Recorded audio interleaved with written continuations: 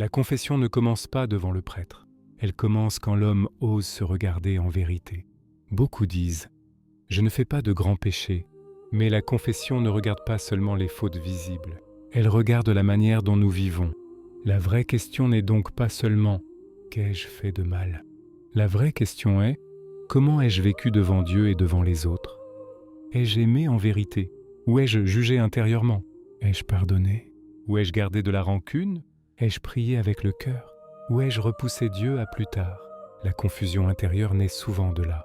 Non pas de grandes chutes visibles, mais d'une vie où Dieu n'est plus au centre. Saint Augustin a compris ce combat intérieur. Il savait parler de Dieu, mais il a vu que son cœur était entraîné par les habitudes. Il appelle cela un torrent, un courant qui emporte l'homme sans bruit. Saint Augustin disait « Malheur à toi, torrent de la coutume, qui te résistera ?» Quand l'habitude domine, l'homme ne choisit plus vraiment. Il répète, il reporte, il s'endort intérieurement. C'est pour cela que l'Église nous demande un temps de préparation avant la confession. Pour sortir du courant, avant de se confesser, on s'arrête.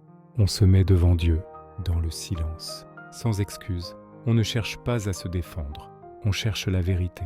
On se pose des questions simples mais honnêtes. Où ai-je manqué d'amour envers les autres? Où ai-je parlé sans charité? Où ai-je laissé l'orgueil guider mes paroles? Où ai-je préféré ma volonté à celle de Dieu? Où ai-je négligé la prière, la confession, l'effort intérieur?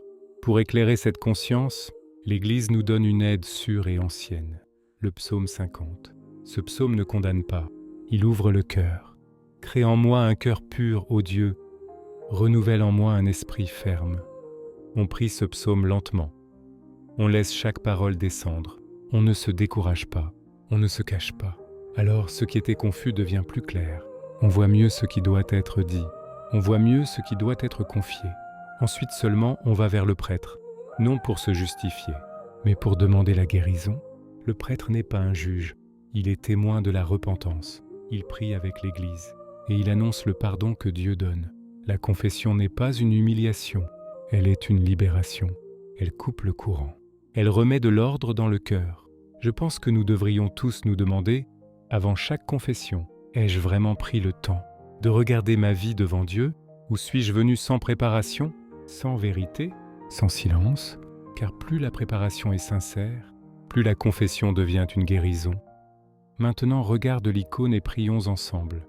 Seigneur Jésus-Christ, éclaire mon cœur sans me désespérer. Montre-moi mes fautes avec ta miséricorde. Donne-moi une repentance vraie et conduis-moi à ta paix. Amen.